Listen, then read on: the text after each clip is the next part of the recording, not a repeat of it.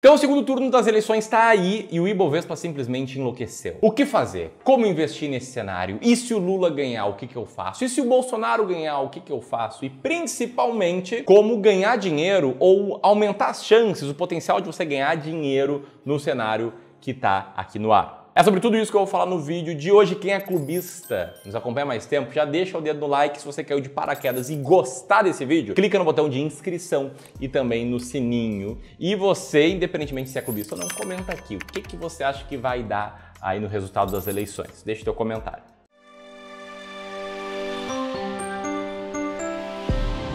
O segundo turno está chegando e, basicamente, o tema eleitoral ele assumiu o monopólio da atenção das pessoas, né? Todo mundo só fala sobre isso no Brasil. E mais do que isso, parece que a parada toda enlouqueceu. A gente tem vários assuntos aí que rolaram nos últimos dias, eu quero falar sobre eles e também falar sobre o que está acontecendo no mercado, né? Como é que a bolsa está reagindo a tudo isso. Então, primeiro, a gente tem a série de pesquisas de intenção de votos do segundo turno. Na média, elas mostram uma preferência, uma maioria de intenção de votos para o ex-presidente, ex-presidiário Lula. Algumas com uma diferença maior, como essa aqui da Quest. Outras com uma diferença muito pequena, que é quase a margem de erro, como essa aqui do Instituto Paraná Pesquisas. Mas no agregador de todas as pesquisas, existe sim uma preferência, uma maior probabilidade do Lula ser eleito. É claro, as pesquisas não têm tanta credibilidade assim. A gente vê uma maior probabilidade da Lula, inclusive em sites de apostas, que pagam mais para uma vitória do Bolsonaro, indicando que há maior probabilidade de acontecer o contrário. Bom, mas se fosse só as pesquisas eleitorais que tivessem no radar, estaria tudo de boas, mas a gente tem vários outros assuntos. Por exemplo, uma série de casos de censura do TSE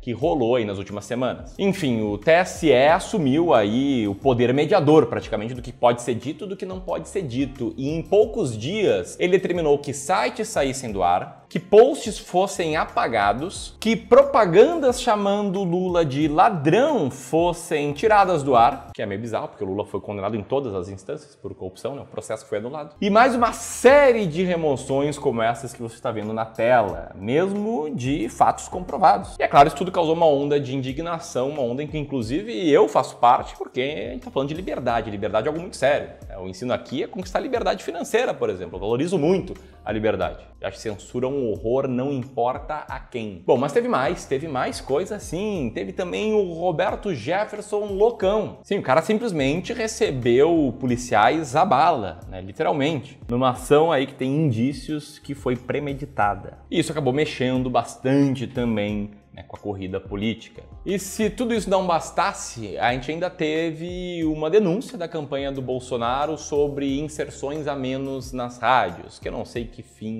vai levar, mas é um assunto aí que tá no ar também. E aí, pegando aqui o post do Bruno Perini no Instagram, ele fez meio que uma linha do tempo.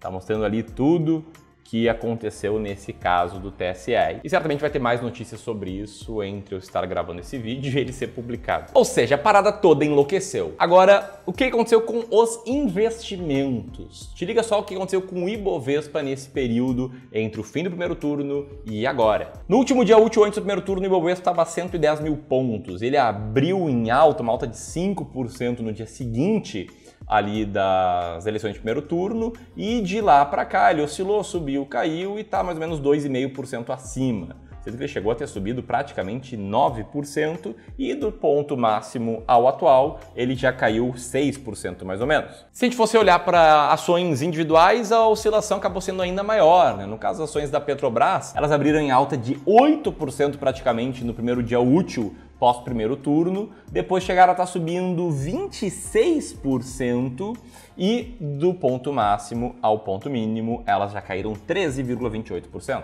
E o dólar abriu em queda de 4,6% no dia seguinte ao primeiro turno e de lá para cá ele tem uma queda de apenas 0,56%. Ou seja, teve muita notícia, muito ruído, mas na média a oscilação não foi tão absurda, nem da bolsa, nem do dólar, das ações da Petrobras um pouco mais forte para cima. Mas o que me preocupa não é essa oscilação de curto prazo, porque eu, Ramiro, trabalho no mercado financeiro há 10 anos e eu já estou relativamente acostumado, ou melhor, bem acostumado com ela. O que me preocupa, e porque eu gravei esse vídeo, é sobre decisões que eu estou vendo alguns investidores pretendendo tomar. Tem gente, por exemplo, que acha que vai ser o fim dos investimentos caso o Lula ganhe, como é o caso do Wendel. Tem gente que acha que o buraco é ainda mais embaixo e de que nem comida nem nada vai sobrar no país. Por outro lado, tem gente, como a Maria Aparecida, que pensa de forma diferente. Ela comenta aí que acha exagero o medo das pessoas, já que nos governos do Lula, segundo ela, foram voltados para a responsabilidade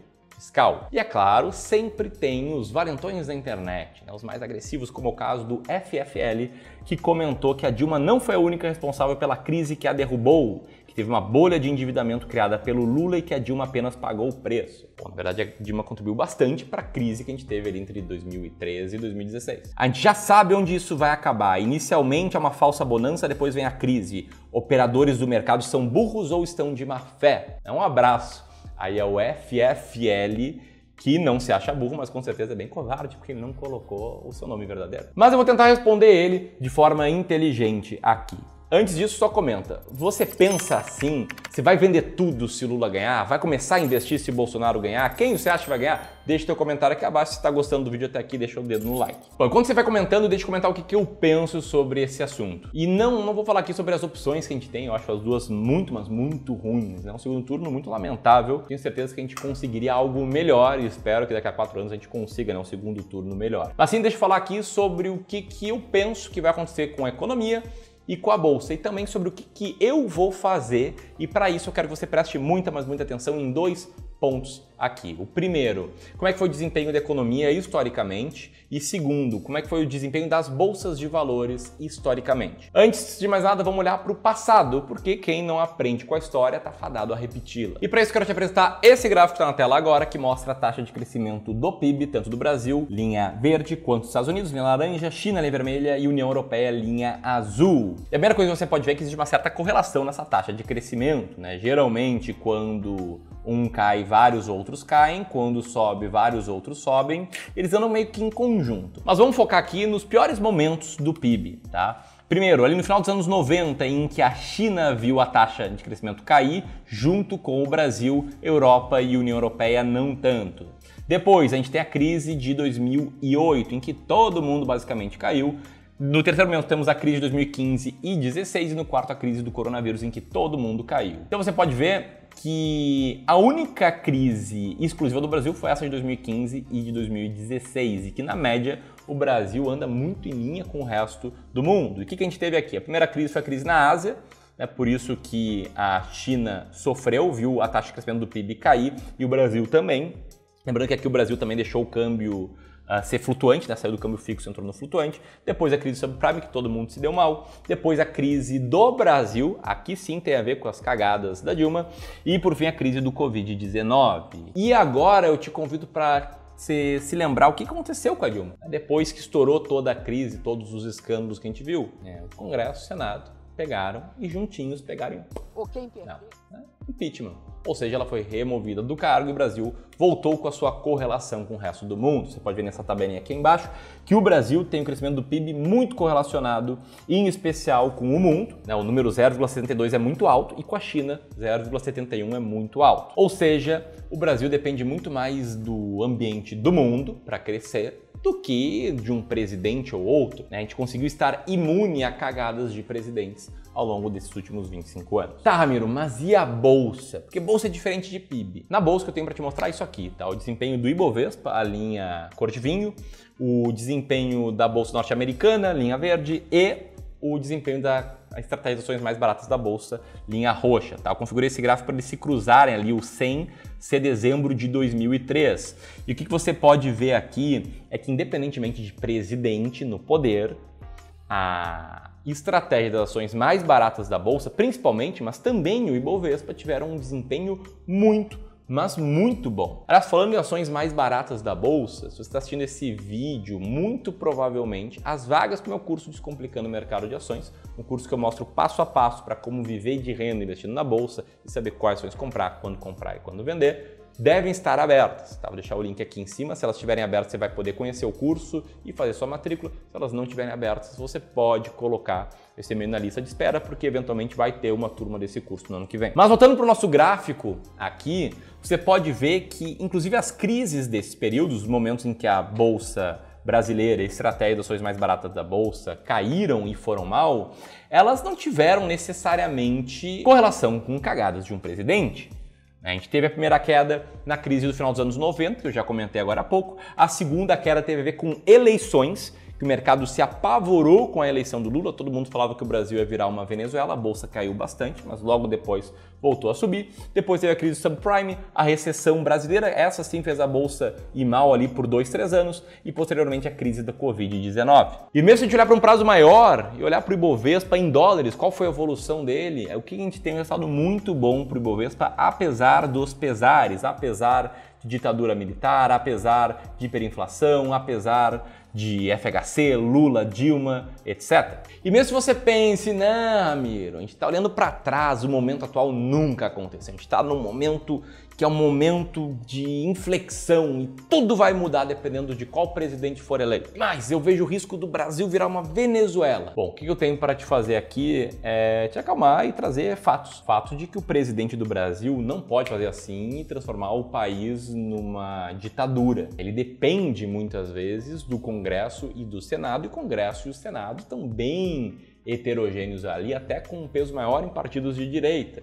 E mais, esse argumento ele é usado há bastante tempo. Olha só essa manchete. Serra ataca e diz que o país pode virar Venezuela se Lula vencer em 11 de outubro de 2002. E a própria transformação da Venezuela no que a gente vê hoje como Venezuela, ela envolveu uma série de fatores diferentes. Hugo Chávez controlou o exército, depois controlou a Suprema Corte, depois fechou um monte de emissoras de TV e, por fim, ignorou o legislativo, e assim transformou a Venezuela, na ditadura que a gente vê hoje. No Brasil, eu genuinamente acredito que a chance disso tende a zero. Primeiro, porque as Forças Armadas brasileiras elas não são controladas por partido político, a Constituição garante a independência delas. E segundo, porque isso vale para todas as instituições. E apesar de ver um monte de pataquada acontecendo ali no meio político, na média, no limite, o Brasil tem instituições mais fortes. E ainda assim, se você pensar, não, mas o presidente atrapalha sim, ele pode trazer muita volatilidade no curto prazo. Deixa eu te mostrar como você está certo. O presidente pode atrapalhar bastante no curto prazo, mas você está errado. Ele não atrapalha tanto na sua jornada como investidor. Como assim, amigo? Te liga só. Olha só essa manchete. Governo eleva juros a 49,75%. Ou seja, taxa Selic tinha aumentado para 49,75%. Agora vamos dar zoom aqui na manchete e vamos ler, ó, acompanha meu mouse aqui, que 9 horas antes do anúncio da nova taxa de juros, o presidente, o FHC, presidente da época, tinha descartado outra elevação, dizendo que os juros já foram aumentados e eu não posso sacrificar o país por causa de uma ganância que não tem base numa situação real. O presidente falou um monte de bobagem, aconteceu justamente o contrário do que ele disse que ia acontecer, e sim, a bolsa caiu 15% naquele dia, acumulando naquela crise uma queda de 65%. E o que aconteceu depois? Em cerca de um ano, menos de um ano e meio, a bolsa fez um novo recorde histórico, ou seja, ela recuperou todas as perdas. E essa crise, no gráfico de longo prazo, descontado da inflação, é essa bolinha vermelha aqui. Ou seja, quem comprou antes da crise, quem comprou no meio da crise, no auge da crise, depois da crise, ganhou muito dinheiro de lá para cá. O que leva à resposta da principal pergunta desse vídeo, né? O que fazer, como investir, o que eu estou fazendo? E aqui eu tenho que admitir que, sim, a política até pode influenciar a nação, porém, empresas que crescem, que criam riquezas, são quem carrega o desenvolvimento econômico, são quem carrega a criação de riqueza. E o Brasil está muito melhor hoje do que estava 50 anos atrás, 40 anos atrás, 30, 20, 10 anos atrás, apesar dos políticos, e não por causa dos políticos. E mais, tá? Como investidor, você controla algumas coisas e não controla outras. Você controla os seus aportes mensais, a sua visão de longo prazo, investir com base num método claro, controlar suas emoções.